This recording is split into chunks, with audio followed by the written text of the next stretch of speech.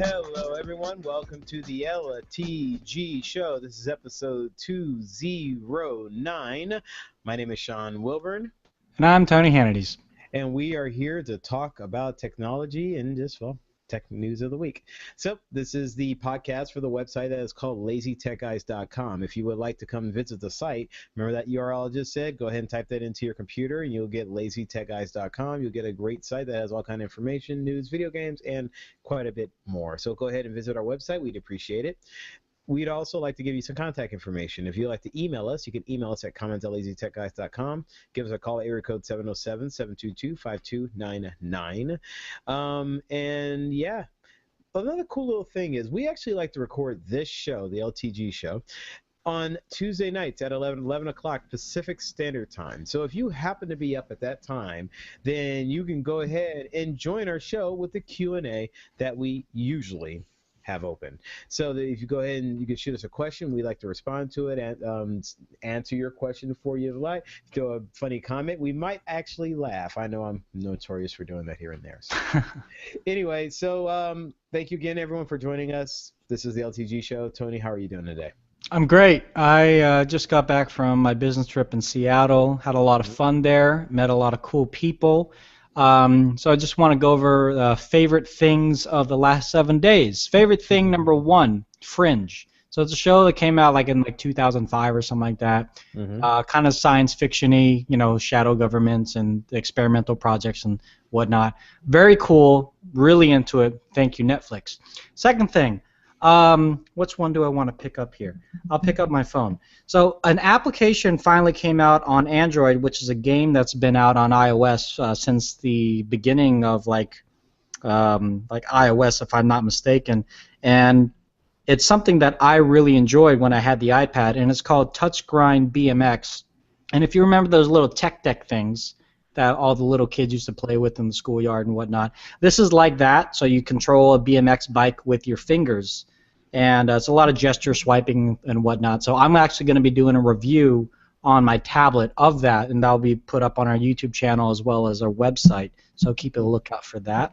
Third thing then, I decided to kind of go off rails and talk about my favorite flavor that I'm vaping this week. And I know you're not a big proponent of that, Sean, but hey, this is what I do. It's called Marilyn Monroe by a company called Exquisite. I think they're based somewhere here locally. And don't nod your head. And it's kind of a raspberry flavor with champagne something or other, so it's a little bubbly. But lastly, I would say the most important thing that I want to share with you guys is something that's not even available on the market right now. This is the Microsoft wireless display adapter. What? This will allow you to connect not only Windows devices running Windows 8.1, but also some Android devices if your TV is not Miracast or Wi-Fi enabled. So very simply, yeah, look at me. Very simply, this works very similar to a Chromecast dongle. This plugs into the HDMI. This plugs into the USB for power. Then you configure your PC to connect to it wirelessly. It does not need a Wi-Fi router to connect through. It's called Miracast. It's a peer-to-peer connection. And in essence, why it's better than Chromecast, it mirrors whatever is on your computer. So the Chromecast is awesome. Browser. Yeah, so it's not just the browser, it mirrors your whole desktop. So we've had instances where someone wants to mirror a presentation, like PowerPoint, that's easy to do. We've had people that want to mirror, just going through the photos on their computer, that's awesome. But I would say most importantly, people that are into gaming, you can mirror your whole game. So I was playing FIFA 15 on my Surface tablet, and it was being mirrored to the TV. A little bit of latency, I'm not going to lie, but for what it was with the quality of the screen and everything and me being about 20 feet away, it worked pretty nicely. So yeah, that's going to be coming available to Best Buy exclusively and to Microsoft stores nationwide, worldwide, I'm assuming, for $60. So it's a little bit more, but you can do a lot more than you can do with Chromecast. So yeah, if you get a chance to check it out. I should be doing a review on this on our website too, but I want to get the go-ahead from the big bosses upstairs. Hey, just so you know, what's inside that box looks like it should be called Marilyn Monroe, like some kind of perfume or shampoo. And this is Marilyn Monroe. Yeah. Exactly. So yeah, what about you, Sean? You've been a busy bee over there in RP. Oh yeah, so I've decided to pick up coaching. I am not just kidding. If you've been listening to the past shows, I've been hooked on NCAA 14, the last NCAA football game for EA. But I decided to finish my career. My Sean Wilburn was a legendary quarterback, but he decided to go to the NFL. I think he might have gotten injured or he didn't make it. So then he went back, and now he teaches at Fresno State. He is now the offensive coordinator. He had led Fresno State to the BCS championship, but lost to Alabama by 1 touchdown. Dang it. So we're going to try again this year and see what we can do. But more importantly, I've actually been trying out several things. So one thing I actually did was I ended up getting a new not a computer keyboard, but actually a musical keyboard. Within the process of getting that, which adding more musical stuff to my arsenal, I ended up playing with different sample rates, different settings. Now, as a quick way of comparison for anyone who wants to understand what I mean by sample rates, if you ever try to encode an MP3, remember how it gives you the option of 123 or 320? Mm-hmm. The higher sample rate, what I'm talking about, is exactly the same as that, only on a much bigger scale. So where if you could imagine 44.1 being average CD quality, so 44.1 is CD quality, I'm trying like 48, which is a little bit higher resolution. Just like some people say, oh, I want to do 128 MP3 versus a 192 MP3.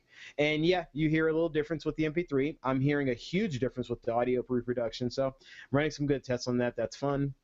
And the last thing I did, and Tony, you'll find this really interesting, is I've changed over from Sony's Music Unlimited music streaming service, and I've actually signed up, and I have now Googled All Access, Google Plus, their streaming service. So, yeah, it's kind of a very interesting thing. I'll say between...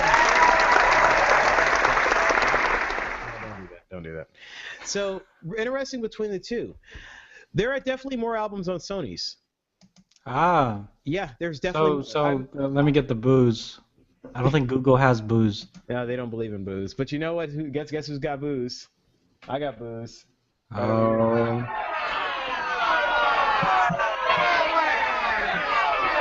Anyway. I just want to make a note when I said Google, my phone, which is right here, went to the Google Now thing. Nice. Every time I listen to like any Google or Android related podcast, my phone goes off, and it's a nuisance because it's my phone that I use to listen to said podcasts.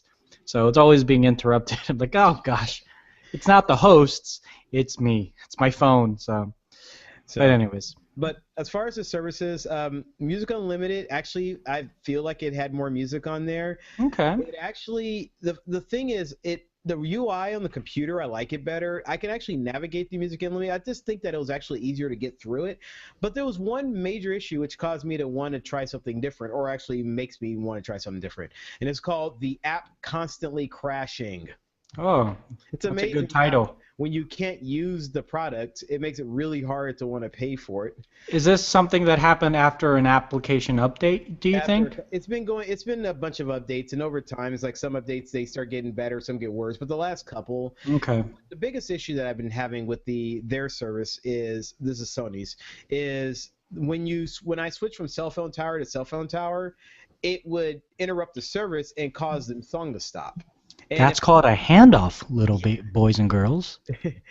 And the handoff would cause the thing to screw up, so it wasn't buffering correctly and fixing itself after the handoff, connecting again and continuing on. So after a while, that became an issue. I started getting to the point where I'll just download the songs to my phone, but you know what? It's supposed to be there available anyway. I think Sony's response to that would be, well, just don't switch cell phone towers. Just stay where you are. But I'm trying out the Google Music. I don't like the UI as much on Google's, but I'm eventually starting to find the stuff. It's just taking a lot to get used to it. I finally uploaded my entire iTunes library to it, which is, I actually have a count here of how many songs it is.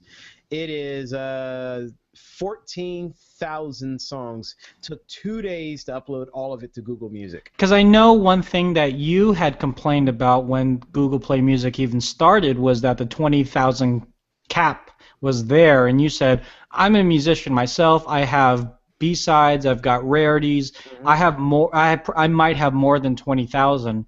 Do you have albums on there that you haven't even put yet? Yes, I have. So I have not imported in yet. Okay. And 4,000 of them got edited out because they're in a format that Google Music can't understand. So if you're on the free trial right now, I'm assuming. I'm on the free trial, yes. If they were to say, "Hey, Sean, for $2 more a month, we'll let you upload unlimited, or maybe 100,000 songs," would that be worth it to you? No, because 20,000. If 20,000 is a lot, if I really am that worried about my library, yes. My bigger concern is just UI and getting around on it and finding the music I need to find. Okay. Because I use it for demo. I use it to have. I need to have a song demo. Oh, another thing, sound quality. Yeah, I can absolutely. I swear, Music Unlimited sounded better. Huh. Yeah. I don't stream music from their library. I use Play Music only for the music that is in my cloud, so to speak, of my 20,000. And so my recommended, how you do I feel lucky thing that I have, it's only just shuffling through the music that I already own. And so I'm like, I don't know. The quality to me, I'm not an audiophile as yourself, so I wouldn't really know the difference, to be honest with you. Well, I hear it. It's definitely. Yeah, no, I'm sure you do. It sounds more compressed. Like it sounds more like it's streaming. The Sony one did sound better. Okay. But in that I definitely noticed. But beyond that, if at least Google's app works. But if the Google service is reliable, there you go. Plus, they all cost the same. It doesn't matter. You can jump to the that's other true. one anyway. It doesn't true. really gain or lose anything. Yeah. So anyway, so that's going on. I'll give you guys an update on my impressions of Google Music as I progress through, and if I switch back, I'll definitely let you know. So, and also, if you're into the music part of it all, if you want to know about upping the sample rate and the results I'm getting, I'll happily let you know. Just shoot me a letter, shoot me information. We'll get on it. Nice. All right, anyway, we got some serious topics to get down. We do. All right, Tony, why don't you start us off with the Google SSL protocol problem? Yeah, so if you're not aware, Google's security team revealed that today, Tuesday, by the time of this recording, October 14, 2014, they revealed that an old cryptographic protocol called SSL 3.0 has a major security flaw. In essence, what's happening is that in an attack which is coined as POODLE, which stands for Paddling Oracle on Downgraded Legacy Encryption, essentially an attacker can steal a secure HTTP cookies or other tokens, and you've heard of tokens before, like tokenization, security, and things like that. And they can basically kind of get into your passwords and other things that would be protected under SSL 3.0. SSL 3.0 is old, however, the new TLS, which is Transport Layer Security, TLS 1.1, 1.2, and other implementations are backwards compatible, so they still have tidbits of SSL 3.0. So what this means to you, this is more of a PSA because this just came out here today on Tuesday. I'm sure we'll hear more from other security experts. But what this means for you right now is that you should actually disable SSL 3.0 support, or at least turn off what they call cipher block chaining, or CBC. So this can really affect older browsers and older servers. So if you have an older browser, because I know in the world, a lot of people are still using like IE10, like haven't even updated to IE11. Chrome is always updating, as we know. Firefox is in the midst of continuously updating their browsers. So you just have to go into the settings and figure out how to turn that off. I'm sure it's in the advanced security settings if you know where that is. And according to the Google security team, they said Google Chrome and our servers have supported TLS fallback SCSV since February, and thus we have good evidence that it can be used without compatibility problems. Additionally, Google Chrome will begin testing changes today that disable the fallback to SSL 3.0. So what that basically is, if you're using the latest version of Google Chrome, which most of you should be fine. Even if you're using Canary, you should be fine. But a lot of this also goes onto the server side and to like the web hosting side of it. So if you host the website, you might want to look into this as well too. But yeah, that's what you can do as a user of the internet. And like I said, we'll probably hear a lot more tomorrow. But Sean, did you have anything that you wanted to weigh in on this? No, you pretty much clear. You said try if you're in the ability disable what's it 3.0? Yeah, disable SSL 3.0. So I'm using Chrome right now. I actually haven't disabled anything, but like I said, I mean, if you're using Chrome, you should be fine. But this has been a flaw since uh, uh, for a long time because the root security hole is that SSL 3.0 RC4 encryption is broken. And the thing is, the RC4 cipher actually dates all the way back to 1987.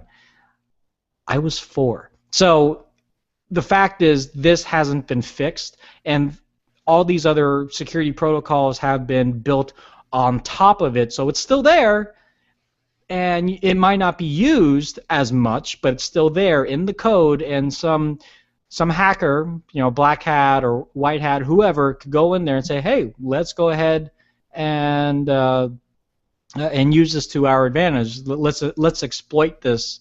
And so it's a wonder of if who in the past might have used this and haven't told anybody, or if this is just something that just came out today. I don't know. I mean, that's the whole thing with any hack. Like how long have the hackers been stealing credit cards from Target or Neiman Marcus or Home Depot or whatever? They announced Kmart today. Oh yeah, I heard. I thought that was a few days ago. Maybe I don't know. I just saw some of it today, and I was like, Yeah. oh, there's someone else. There you go. Yeah, but that wasn't the only thing that was hacked. Oh no! No, What kind of show would this be? My Because Dropbox. yeah, No. 2 is better than 1. So an unnamed hacker group has Name your name. claimed to have access over 6 million Dropbox accounts. That's more than yeah. lasers. So here's the thing. They actually posted on a website called Pastebin proof that they have these Dropbox usernames and passwords. And so if you go there, you could try it out, and voila, you're in John Smith's Dropbox account. And Dropbox is claiming that their servers have not been hacked. It's not an API issue. It's not necessarily that a third-party app that accesses Dropbox is broken, kind of similar to what Snapchat is saying about this other third-party Snapchat app that can save pictures from Snapchat. That's not what Dropbox is saying. What Dropbox is saying is that there are essentially over 6 million people that are using the exact same username and password in other services, like your email or Google or Facebook, and you're using that exact same password on Dropbox. So basically, Joe Schmo said, hey, so if the email and password works here on Google+, let's just see if it works on Dropbox. And it does. And obviously they did a much more advanced method of parsing all that. But 6 million. So yeah, this is a mass attack, and Dropbox says that their servers are fine. There's nothing on their end that they need to do. What you need to do as a user is stop using the same password for every account that you have. I know it's easier said than done, but there's so many tools out there. I think, Sean, you and I both use LastPass, or I definitely use LastPass. And it's still an annoyance because LastPass, unless you have the proper extensions in Chrome or Firefox, you still have to find the password that is connected to whatever website you're trying to sign into. But it just makes it that much more secure, and LastPass automatically generates passwords for you versus you trying to think up one.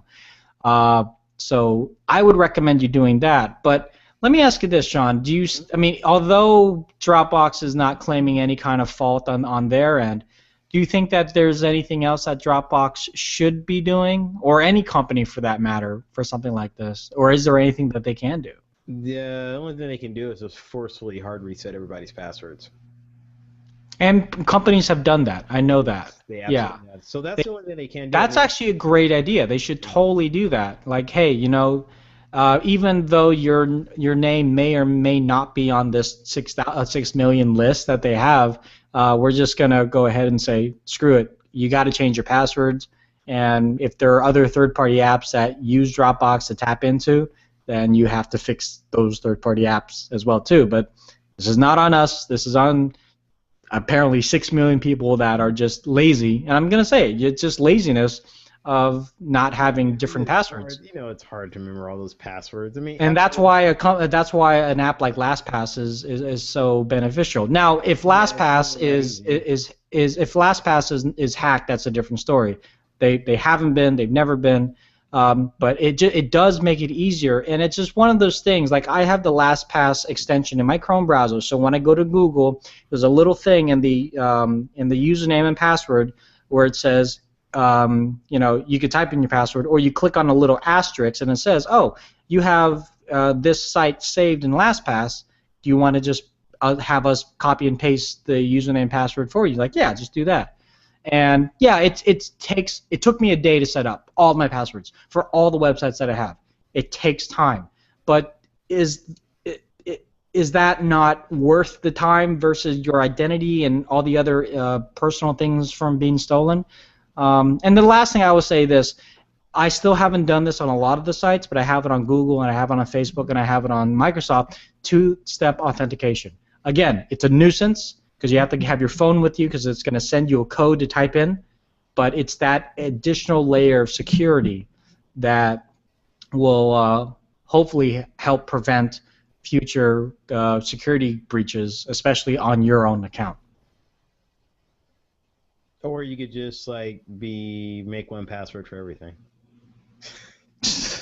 Or you could just do what all these 6 million people have done and just... Say this. How about this? What if you took all your financial and life-threatening passwords, make them all different, hopefully you can keep it under 4, and all your inconsequential and unimportant passwords to sites that you don't really give two craps about, that you're using a pseudonym, that you don't have any of your personal information in, you use all those have the same BS password.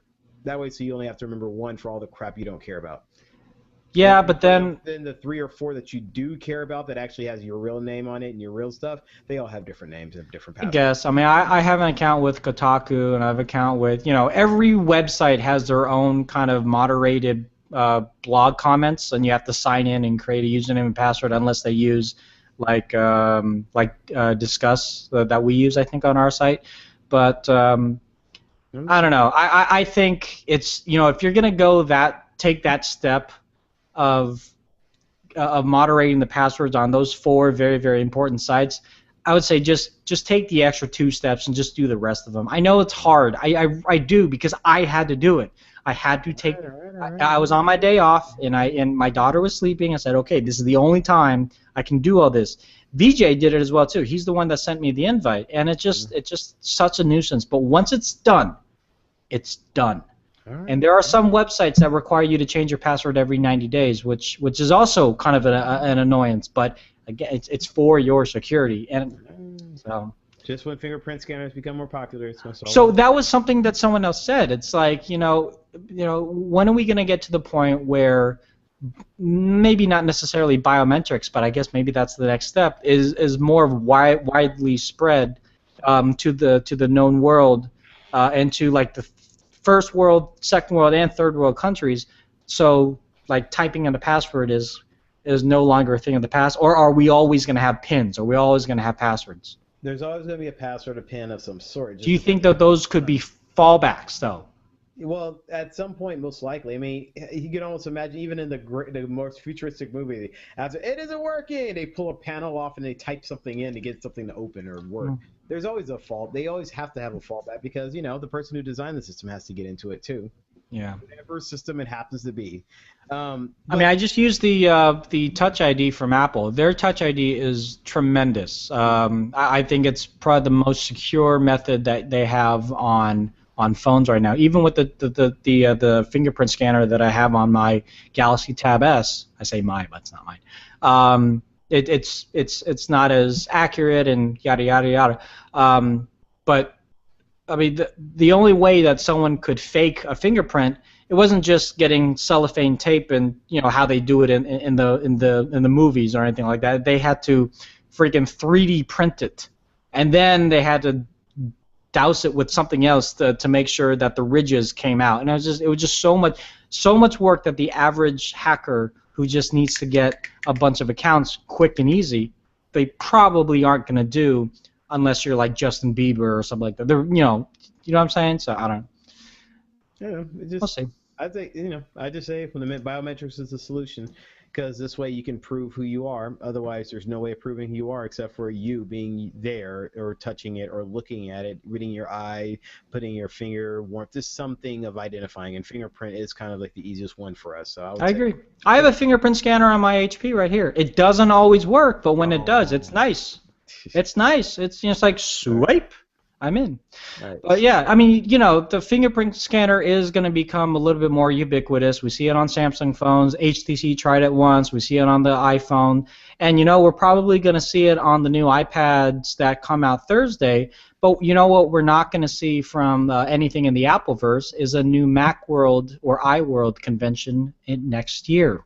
So I went to the last one in Moscone Center. Give me a second. I'm crying for a second. Okay, you can cry. So I went to the last one. That was your second, man.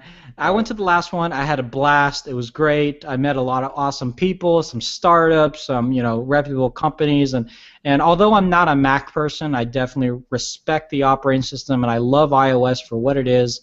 I also got a lot of people looking at me funny because I was holding a selfie stick, and I was using it. I was holding it up, and I was walking through the crowd. It was kind of my B-roll when I did my highlight video.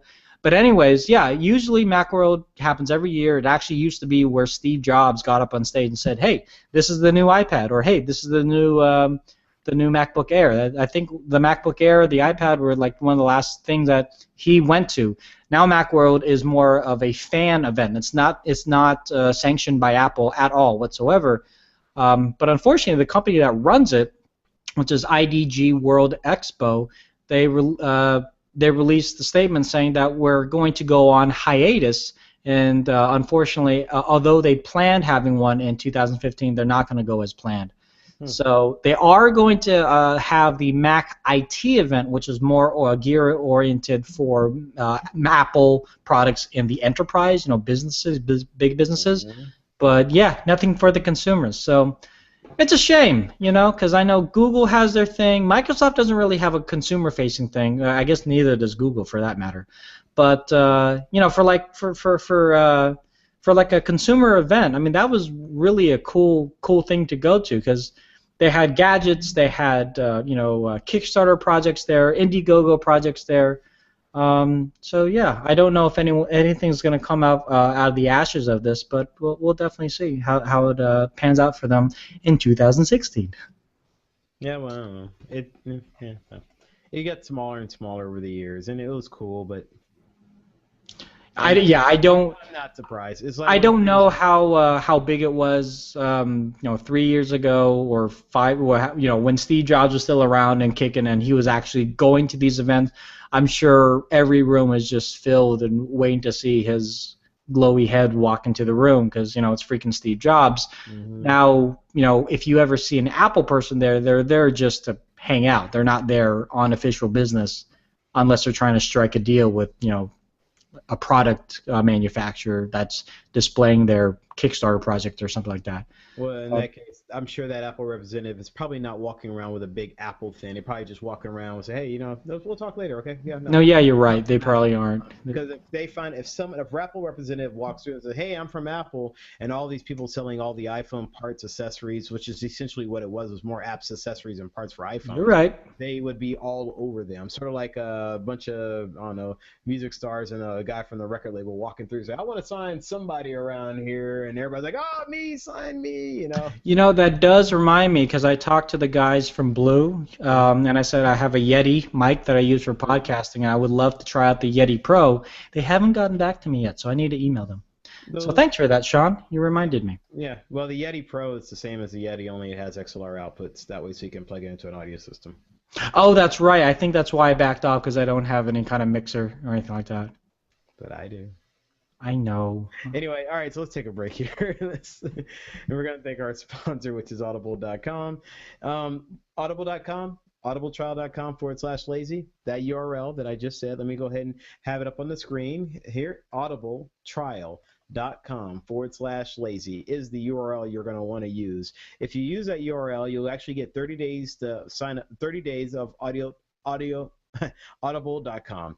Audible.com is an audiobook service, sort of like going to a bookstore, but it's a virtual bookstore. It allows us to stay busy in our all the things that we have to do daily. This is actually a great story, and this is someone I talked to earlier this week. He said that he just brought in some product to sell at my store. We were talking, and he says, "Yeah, well, I can't even read a book anymore because he was having to have spine surgery." And I was like, So what happened was, and he says, I can't do anything. I was like, well, you have your phone, right? He had an iPhone in his hand. I was like, well, if you use Audible, because with that, you can actually listen to your books, sit back and relax while you're laying down on your back and recovering. And he was like, that's a great idea. And I think he actually signed up immediately because it just made sense for him. So if you have a busy lifestyle and you're not able to get a book in your hands and sit back and read it with all the things we have going on, Audible is a great solution for that. So 30 days to check it out using this URL, audibletrial.com/lazy. Newest releases, bestsellers, all that is on there. So you get the latest stuff. Works with any device in your pocket, Windows, iOS, Android, it doesn't matter. It works for all of it, even Macs and PCs. So sign up, go ahead and check it out, and it's going to be a way of really getting things back into your lifestyle that allows us to enjoy the arts that we want to enjoy, but we just can't because things, try to get in our way. But no, screw that crap. No, Audible's here for us. audibletrial.com/lazy. All right, so Point of order. Yes. You and I cannot wear white tees anymore because we can't see our names in the lower third. Oh, look at that. Yeah, I just realized that because I was looking at your lower third. I'm like, why does it not say like Sean Woburn? Oh, there it is. But why does it not have his Twitter handle? There it is. Oh, there it is.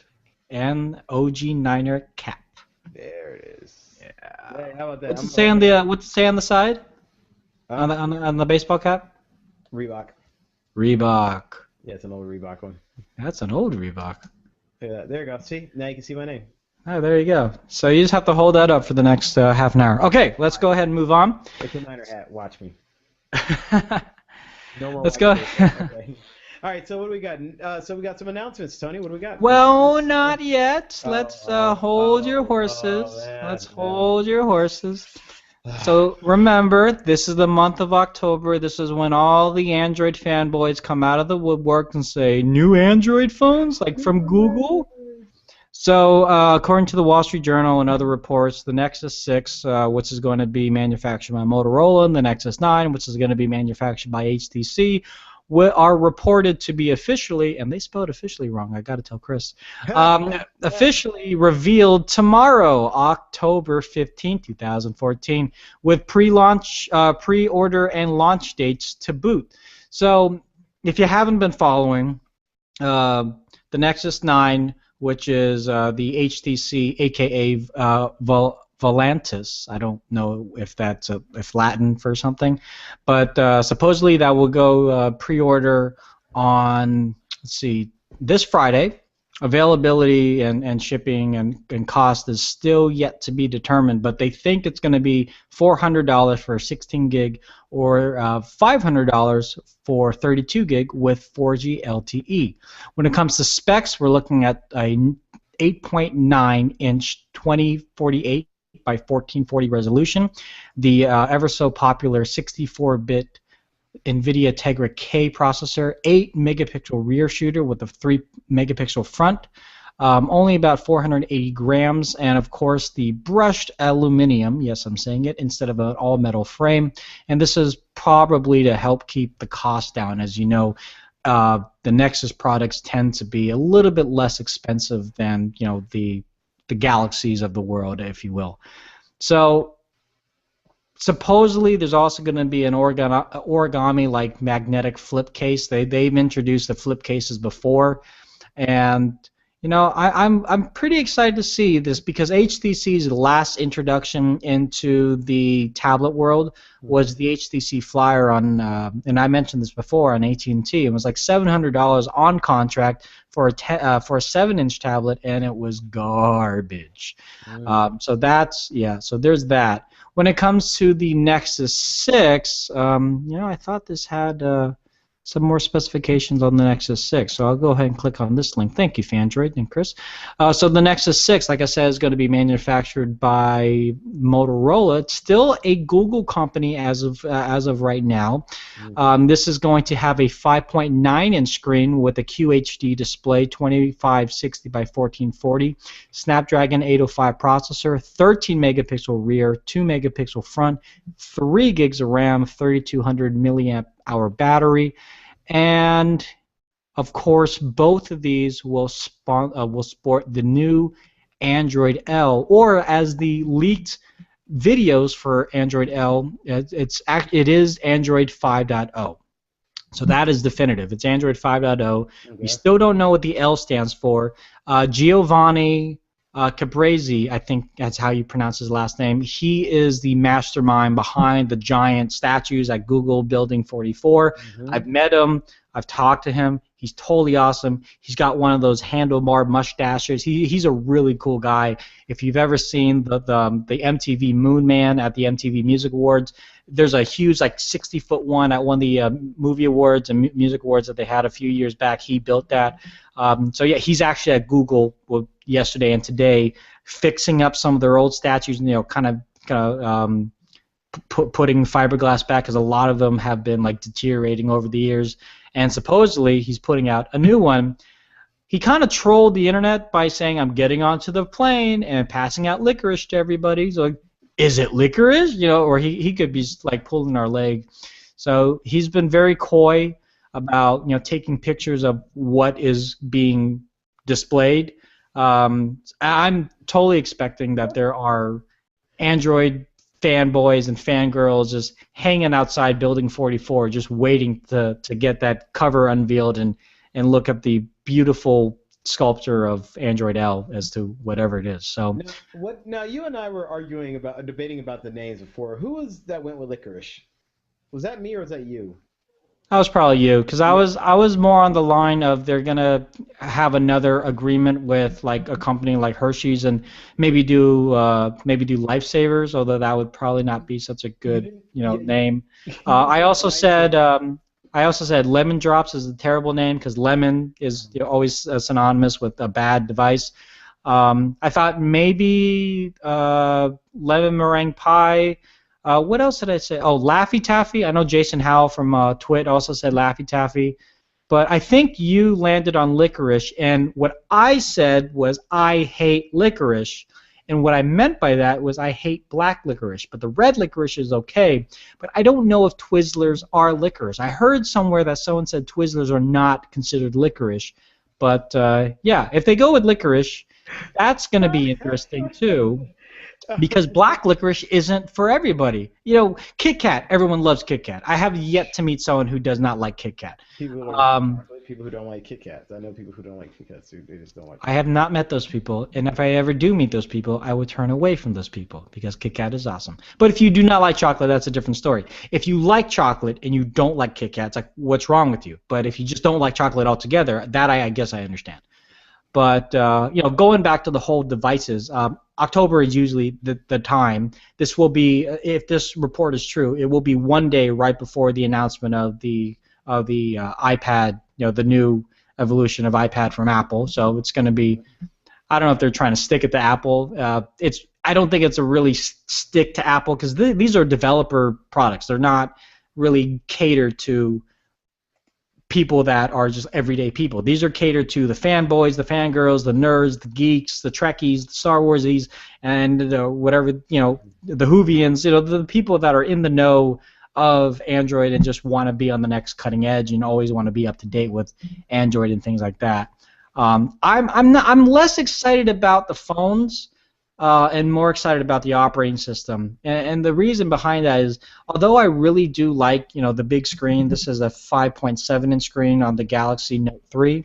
5.7 is, that's kind of enough. And, when you get up even 0.2 more inches, I can barely get into the upper left-hand corner with my thumb. And so if you had large hands like Marquez Brownlee and MKBHD, that might make a little bit more sense. But yeah, I'm a little tentative on that. I know the new Moto X is 5.2 inches, so that's smaller than this. And what a lot of people have been saying is, according to what they've seen, the Moto X, the new one that came out this year, is basically a slimmed down version of this Nexus 6. Also, the name. Some people have kind of debated about if they're even going to call it the Nexus 6. Because if I'm not mistaken, the Nexus 6 was... well, first of all, Nexus reminds me of Star Trek Generations. We talked about this already. Second of all, Nexus 6, I think, is like a bad guy in Blade Runner. So I don't know if they want that to be synonymous with Blade Runner, or they could. That could be a good marketing campaign. You know, it was a good movie. It kind of holds up. But I don't know. Do you have anything? I know you're not ingrained into this as much as I am, but is there anything on the Wilburn world? One developer is saying it's Lollipop. Yeah, I know that's also A possibility. Anyway, a possibility. Yeah, that was another thing. I'm not worried about the next phone OS, honestly, because to me, I upgrade my OS on my phone just like I upgrade my OSs on my computer. As I need be, making sure everything moves forward. As the hardware upgrades, I'll do my other software upgrades, but usually I hit a point where I'm like, it works. I don't care. I really don't care. Yeah. Hey, you got this thing. All right, you can give it to me if you want, but I don't really care. And I think a lot of people are that way as far as the upgrade goes. But when the new phones come out and a feature is out there that could possibly wow them and make the experience better for people who are supporting the phone, more power to them. Good job. Keep it up. And as far as the Nexus, yeah, I don't know. That's cool. Yeah, we'll find out. I mean, it's going to happen sometime this month. We know that. So. I'm interested in that camera that you have that's coming up next, because I'm looking at that thing and I'm like, okay, this is... Oh, the periscope? Yeah, what do we got going on here? So, I mean, this is something unique, someone thinking outside the box is what I see. Well, HTC's has like their minds are going in every direction because, you know, they're realizing that in the smartphone market they're not winning. Although the M8 for Android and the M8 for Windows are beautiful devices, they're just not getting traction. And that's a number of problems when it comes to marketing and just, you know, the overall public awareness of it is it's just not there. So HTC announced last week two things. One, and we'll talk about this now, is the HTC Re camera. That's two words, Re, R-E, camera. And the nice thing about this, and then I'll talk about the weird things about it. The nice thing about this is that it's a very minimalistic camera. It kind of reminds me of one of those cameras that my friend got back in 1999 from Japan, where there was no viewfinder, because there's no viewfinder on here. There's literally a pause and play button or pause and record button, and you just put it out there, and hopefully you got good footage. Now this actually has a wide-angle lens. It's a 146-degree wide-angle lens. So their assumption is that even if you're holding it at, you know, chest level and you're trying to get something that's maybe eye level, because of the wide-angle lens, it'll still get it. Also, it has a 16-megapixel camera. So although HTC's been kind of banking on this whole ultra-pixel thing with their HTC M8s and everything, they really found out that people want better megapixels, not for ultra pixels. They want the megapixels. But in any case, this has 16 megapixel sensor. It can shoot 1080p video at 30 frames per second, or you can do slow-mo in 720p at 120 frames per second. It will be available in a variety of colors, orange, blue, teal, and white here in the United States later on this month. But it's $200. So the thing is, it's just a little shy of a GoPro. And a GoPro, as you know, it shoots in 4K. It can be attached to helmets. There's like a breastplate for it. You can just hold it. You can put it on a selfie stick. I mean, it's made for extreme usage. But this, HTC's catering more for the soccer mom. You know, and I hate to use that as an example, but you know, especially all the soccer dads out there. I know. I'm sorry, soccer dads, but you know, it's gonna be for someone that doesn't want to bring like this really industrial-looking, clunky square with them everywhere. They want something that's a little more, I would say, fashionisty, if you will. I mean, because the things that you have in your pockets, in your book bag, in your purse, when you pull it out, you want people to say, "Oh, cool," and this looks really cool. Okay. But the downside of it too, though, is that you do need to have a smartphone with it. The GoPro is completely separate. You only need a computer to render all the videos and everything. You do need a smartphone for this, but it doesn't just work with HTC devices. In fact, it doesn't just work with Android devices. This will work with iOS as well. So HTC is kind of saying, hey, let's just freaking embrace everything. So that's, in my opinion, that's a really good move on HTC's part, because then they can reach a wider audience. And the last thing I want to point out on this one, well, I guess two last things. It is water resistant up to 30 minutes, so you can kind of, if you're a surfer and make sure you don't let go of it, you can go under the water and take video with that. But then also when it comes to uploading video, you can pair it to your iPhone or Android and transfer images that way, or you can use Wi-Fi. And it would connect to Wi-Fi. I'm sure there's some sort of app to allow it to connect to Wi-Fi, and it supports up to it supports up to 128 gigabytes in capacity with an SD card. So yeah, I mean, good luck to HTC. I don't know how it's going to do, because it is kind of a pricey camera, considering although it's cool looking, it's really at the edge of that envelope of, do I really need this? I mean, if I'm going to spend that amount of money on a camera, I might spend maybe $50 more, maybe not necessarily on a GoPro, but one of those Nikon point and shoots that take really, really good video. Although, it's a Nikon, so it's bigger, but maybe I'll get better quality, and at least I'll definitely, without a question of a doubt, I'll definitely be able to see what I'm looking at versus going to the video afterwards like, oh, that's not what I wanted at all. I just got a crotch shot. That's all I get. So. Well, I don't know. I'm just looking at it. It has a camera mount on the bottom of it, which I'm like very interesting that they would even take the time to put that on the bottom of this item. So. Oh, you mean the tripod mount? Yeah. The thing about this is that just interesting to me is, I don't know, it kind of reminds me of the Logitech Broadcaster that I reviewed a little while back, which worked with the iPhone and iPads only. And this is just a camera that allows you to work with everything. It's wireless. I guess there might be a market of this. I don't know how young the market is, and maybe you and I, Tony, just aren't in that market. But this is not the first product that's like this. Like I said, on our site we reviewed it. If you want to know how I reviewed it, LazyTechGuys.com. That's where you can go and see it. And yeah, I'm not sure exactly what the market is, but maybe there is one. Hard to say. But anyway, all right. So I guess it's a nice camera, camera.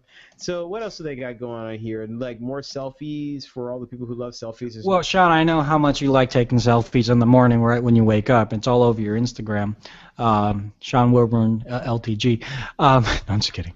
But yeah, HTC is definitely banking on the fact that, as corny and as silly and stupid as it is, selfies are business, right? And so the better the camera can be, more selfies, and the more people are more prone to say, hey, I'm going to buy the selfie camera. I know Nokia came out with a selfie camera, a front-facing camera that had higher megapixels than normal. I think it was only 5 or 8 megapixels. The new Desire Eye from HTC has a 13 megapixel sensor on the back and the front, and there's something that no one else has done to date. It's a flash on the front. It's just, I don't know what's taking people so long to figure this out, but hey, when I'm in the club, man, you know how bad the lighting is in the club, and I want to take a picture of me and my boys just, thugging it out, or I can't believe I said that. But, just when you're doing that in low light, it just looks so crappy. And then you also have like a 2-3 megapixel camera. That just makes it that much worse. 13 megapixel sensor with a flash. Hopefully it won't be too bright. But, that's a really good move on HTC's part. Also, some other specifications of this, it's not metal. It's all plastic, so it's a little less kind of, I guess comparative, not as well built, but I guess we've seen in terms of bendable phones, plastic is better than metal. You'll have two options to choose from, either a white and red combination as well as a white, dark blue, and light blue combination. And aside from that, internals, like I said, the megapixels 13 on both back and front. It is a 5.2-inch screen. And, I got to say, I'd say the biggest fallback is that here in the United States, it is only on AT&T. And AT&T has done this before with the Facebook phone, the HTC First. Do you remember that? They did it with the Fire phone from Amazon. Nobody's buying that. So, I mean, these exclusives, I don't know if it's just because it's AT&T or if it's just exclusives. No one wants exclusives anymore. I mean, I know Sony has a new Android phone coming out, and if I'm not mistaken, it's exclusive to Verizon.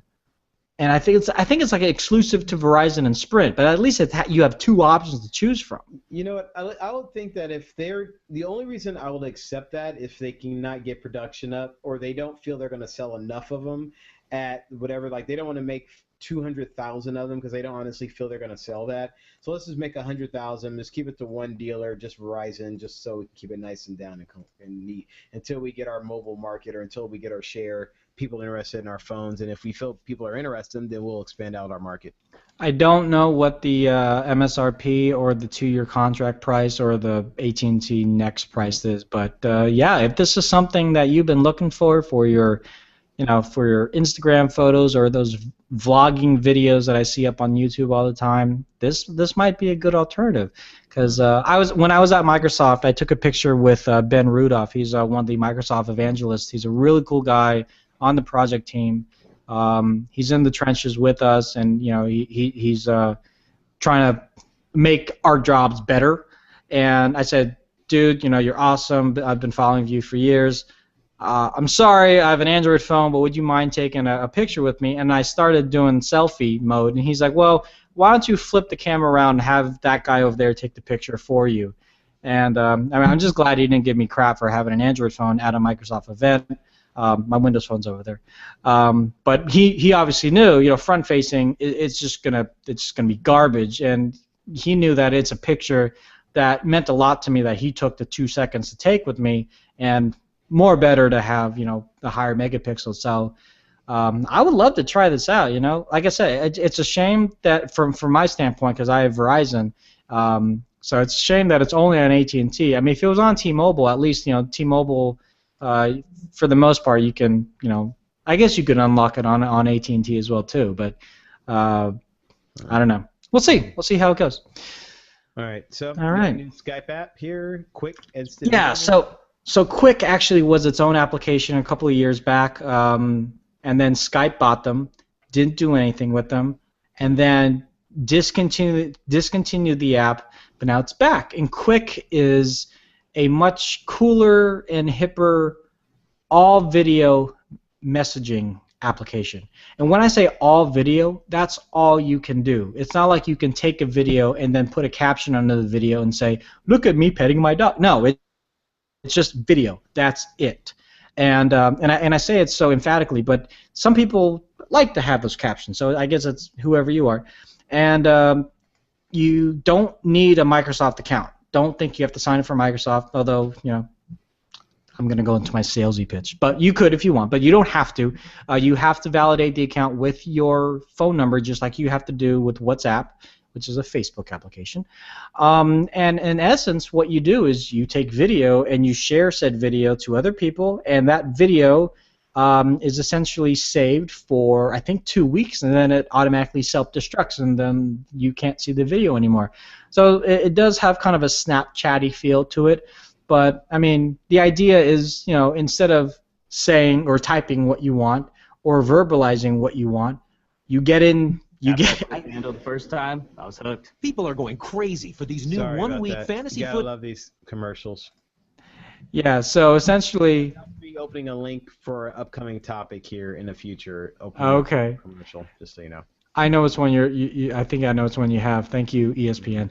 So Yeah, you open up the app, and if you have the new HTC Desire Eye, you can take a selfie video and say, "Hey, look at me! I'm downtown San Francisco." It's gonna look brilliant and everything, and it goes to all your friends, and then they all see it, and then they can respond with their own videos, like, "Hey, look at me! I'm at home sick," or whatever. They have another feature within the Quick app, and this is called Quick Flicks.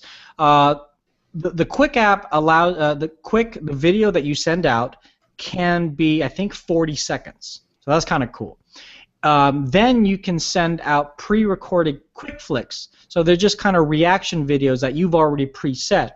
So if it's like, I don't know, if I'm telling my wife, for example, I'm here at my first store, I'm going to be home late because I have a training, I love you, then she can say, oh, okay, and then real quickly click on the quick flick of her responding with, I love you back, so she doesn't necessarily have to take the time to just say, I love you.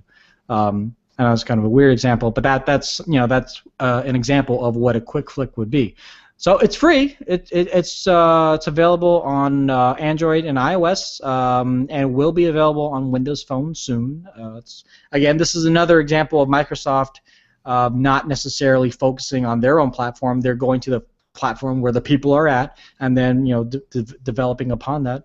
So yeah, I would not necessarily go to it because, again, this is one of the situations, do we really need it? Because I've never been in a situation where I really never have been in a situation where I have to show you this video right now. I might record the video and show it to you later, or I could just text it to you or take a picture of it and send it to you. But a video, I don't know. And I know there's been other video messaging apps like Glide that have been out there that have tried the same thing, but I guess the other thing that it comes down to is, are people going to flock to it? Because people went to Snapchat because, well, we kind of understand the underlying tones of what Snapchat can offer, but people go to these applications for a particular reason, and they blossom from there. I don't know what the particular reason that Quick is going to have and allow it to blossom, because I don't really think it blossomed too much when it first came out before Skype bought them in the first place. So. But they're hip now. They have dogs with shades. Apparently they're hip now. So good for you, Skype team. Yeah. All right. So what's up with the new Vine app on the Xbox One, bro? Yeah. So going with social networking again, Vine is now available in 34 countries on the Xbox One. So not Xbox 360, so I'm out. And it's only available to Xbox Live members, but all of you with Xbox One should be Xbox Live members anyways, because what the heck are you doing? So yeah, again, there's my salesy pitch. Yeah, so you can't shoot Vine. This on the Xbox One is more of you just watching Vines, and you can either use gestures or you can use your voice to kind of commandeer the navigation system. They're also obviously going to have, or they have, integration with the controller, so if you just want to use your controller. And they have the categories, so you can go through animals or comedy or Vine Magic. I love the Vine Magic category because there's that one guy, I think his name is, God, I forget what his name is, but he does some really cool Vine video tricks that he swears aren't edited in like Photoshop. He just does it all on Vine, where he's running toward a moving car, and then a split second later he jumps toward the car, and then he's in the car, but he's in the car naked and his clothes are on the outside of the car. I mean, stuff like that. It must, if he really did that all in Vine, that must have taken like all day to figure out how to get the timing right and everything. And he even did one on Ellen too. Yes, I watch Ellen sometimes. He did one on Ellen with her, so But yeah, if you're a fan of Vine, the 6-second video app, and you can't live without it, this is a kind of a cool integration of the social network on a console, and better yet, you can snap it on the Xbox One, so you can watch all the Vine videos. They're playlists, so it just keeps on going from video to video while you're playing Destiny or while you're watching Netflix, so you can have both things open at the same time. So why not? So I think it's fun. Why not? It's not fun. What? What's that? Being hit with a $10,000 fine. But I'm not Colin Kaepernick, and I'm not sponsored by Beats. So. And yeah, he has the money to afford it. So yeah, I heard that Beats is actually paying that. Well, yeah, his word was, I'm gonna let that be unanswered, and I wouldn't put it past Apple to say let's just pay for that. It's more it's better for Apple's pocketbook to just have Colin walk on stage or go into a press conference with the breast awareness beats on his neck, pay the $10,000 fine, versus trying to fight for an advertising spot when an NFL game is being played, right? You know, it's and that's cheaper than buying the spot. that's what I'm saying. That spot's going to be maybe 30,000 for whatever it is, versus just 10, And so I don't know if Kaepernick is going to continue. Okay, so for those who don't know, because we're kind of glossing over the facts here, Colin Kaepernick, quarterback of the 49ers, yay Niners, he's sponsored by Beats, aka Apple. Not AKA, but like by proxy, Apple, and he has all the Beats headphones. You've seen all of his ads, but the NFL has an exclusive deal with Bose. So you see a lot of the coaches with the Bose wireless headphones, stuff like, and it says Bose on the side of it, and Bose basically said, there cannot be any kind of competitive product on the field. Or on camera if it's an official NFL event. If you see Colin Kaepernick walking down the street, with headphones, you can bum rush him, but he's not going to be liable to pay any kind of fine. But because of that conflict of interest, Colin Kaepernick wearing the headphones, he has to pay. I guess he has to pay Bose the $10,000. I don't know if it's going to the NFL, but he has to pay $10,000 to somebody, and yeah, Sean, like you alluded, he can totally afford it. Apple can totally afford it. I just think it's so silly that it's come down to that. But I understand. Again, it's thousands of millions of dollars that are being put forth to have these advertising and sponsorship deals, not only for Beats but also for Bose. So it's the same thing with Microsoft when the commentator said, "Oh, look at the coach. He's using an iPad." Microsoft had to go out there and train certain commentators to say Surface, not iPad. It's like we had to pay people to go out there and say, "This is a Surface. Please say Surface. Say it with me. Surface, iPad." No. Surface. Xbox quarterback. Xbox quarterback. Oh, that was. Oh my God, terrible. That's so horrible. Anyway, can't say Madden. Nope, you gotta say Xbox quarterback. Gotta say Xbox quarterback, because that means so much. Yeah, that's what I was saying. By the way, Cap has agreed to just put a tape over the logo. So the official solution. If you don't, because Cap has a deal with Beats, he has to only represent Beats. He can't wear Bose. Bose, right? So what he's doing is he's gonna put a piece of tape over the logo. That's all. Yeah, because I saw there was another shot of him on the field with the in-ear Bose that kind of wrap around the ears. No, sorry, not Bose, Beats. They're the in-ear Beats, and I see a lot of people at the gym with them. They wrap around the ears, and I know they're Beats because I see a lot of people at the gym with them. But he didn't have anything crossed off, or he might have. I didn't definitively see the Beats logo, but I'm sure they still weren't Bose. I'm sure for the larger cans about this size, you can put a piece of tape on it. For the small ones, I doubt anyone can even tell what they are at a distance. I just think it's so silly that if you have to go to that, do you even think Beats would even want tape on their product as he's wearing them? I mean, absolutely. I would have no problem with that because people still know what they are. Okay. Yeah. And people look at that. Oh, he has some Beats headphones on. Yeah. And then you look at that. Oh, why you got the logo come out? Why'd you peel off? Yep, it says Beats. So no, people know what they are. Beats is still winning. The NFL is getting what they want. The Bose is getting what they want. Everybody's getting what they want with all the millions of dollars they paid for it. So, hey, let it go. All right. Tesla, new car. Oh my God. And it will fly and it does all kind of crazy stuff. Right? Dude, Tesla gave us the D. All right, what did they give us? This is the Tesla model. This is the P85D version. It's basically kind of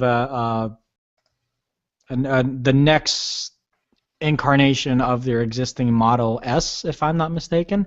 Just sidebar. I know zero about cars. I know there's an engine and there's oil that needs to go into it. These are electric, so there's no oil or anything like that. But it goes from A to B in the most luxurious way. And what Tesla did was they just made it that much better with this new model. Essentially, this one's all-wheel drive. It can go from 0 to 60 in about 3.2 seconds. If you don't believe me, go to The Verge's YouTube page. They have a video of them actually doing it in this car. And it has a really cool feature called autopilot. This has cameras all over the car, and it has the ability to read and adjust speed limits that are listed on highway signs. And even if the road turns left or turns right or veers, the car will go with it. This is getting very much into the autopilot car. I am surprised that they were able to go this far, whereas Google has been just fighting litigation up, down, left, and right about their self-driving cars. I guess this is because it's more of an assisted autopilot whereas Google really wants to be completely on autopilot. I don't know. But it relies on long-range radar, ultrasound radar, camera with image recognition, GPS. Some people have asked, so what if someone spray paints a 1 in front of 65 miles? Will you go 165? I don't know, but I guess someone will find out.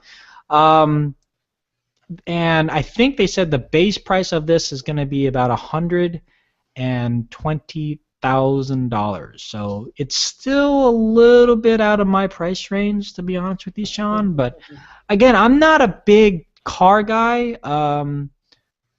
Okay, here we go. Yeah, so the P85D was listed at $120,000 and $170,000. Whatever, you get what I'm saying. And delivery day is slated for December of this year. And then they have the dual motor, the 85D and the 60D, both scheduled for February, running at upwards of $97,000 and $89,000 respectively. $89. That's it, not thousand. Hey. I just think it's cool because I know Tesla basically said for the time being I'm going to create cars that are for the filthy rich or the people that just have a crap of money, or they have the money and the means to invest in a car, but it's going to help them out in the long run. And he just upped the ante one more time again, like he always does. It's not going into space just yet, but that's the next version. So I'm gonna throw this in here. Elon Musk, the CEO, chief executive of Tesla. This is a quote that he said, and it's a very interesting statement.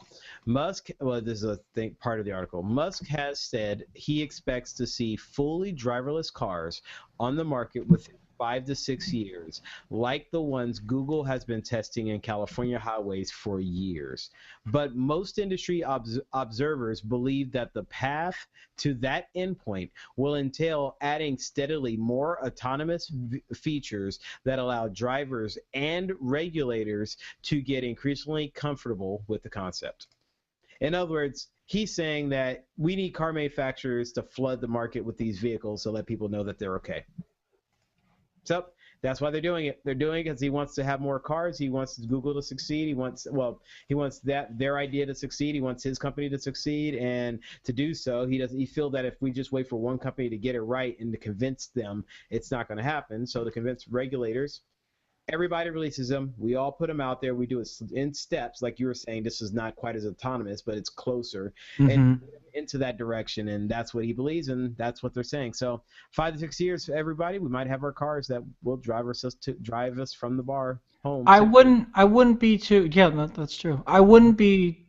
I don't think what am I trying to say here? I don't think I would be too far off if I were to say that in the future, Google's driverless car will have some Tesla technology in it. I mean, we're talking about first of all, we're talking about, Silicon Valley, so they're skipping a hop away from each other. Second of all, though, I mean, just like Musk said, I mean, the more we have of these type of cars in every price range, the easier it'll be for us to prove to litigators and whoever else that are determining whether these should be allowed or not, that they are safe. They can be even safer than the most responsible driver that's out there, because it's a computer that's driving. It's not a person that's prone to emotions and other things. I had a guy almost run me off the road today. I'm not a person who's all about road rage, but I was real upset for about 3 minutes of my life, So I don't know if the driverless car did the exact same maneuver that I did to avoid collision, I might still be upset, but at least I wouldn't have my foot on the gas and trying to ram him off the road in retaliation. I mean, it's not what I did, believe me. But I'm just saying, things like that happen. You see it all the time.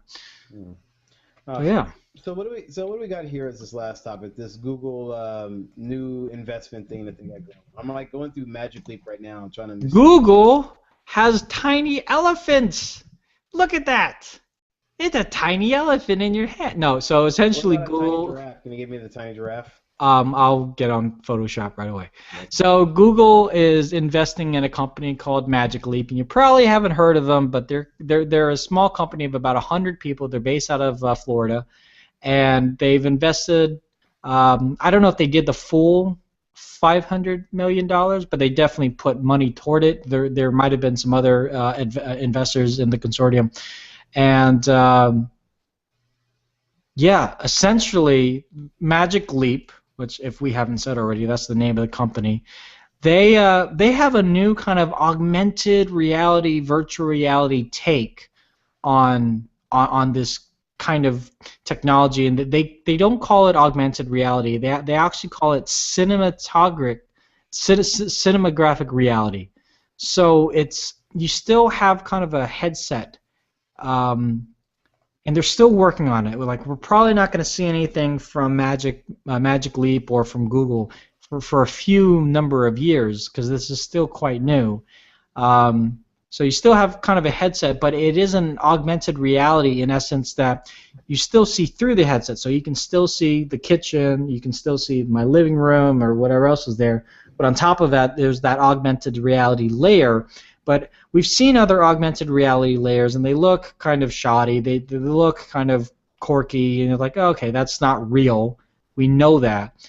But apparently, the technology that they're using in this headset or whatever it is, looks beautiful. Like, apparently everybody that has actually seen it in the private demo that they've done have come out of the demo like, that is awesome. That's amazing. That's better than what I've ever seen before. So what can we use this with? Medical. I think that's one example of medical. I mean, if you can imagine like a Google Glass using that same technology, and even though it's a very small lens or a very small screen in essence that you're looking at, if you had crystal clear 4K resolution cinematography, whatever, can't even speak right now, layers on top of the reality that you're actually in, then you'd be able to read a lot clearer and see a lot clearer of the things that you're working on. So if you're like an amateur surgeon and you're about to clip a bone, like, oh no, maybe in the Google Glass there'll be like an arrow saying that is his spinal cord. Like, oh, I shouldn't do that, but it won't look all pixelated. It won't be confusing. It'll be very precise.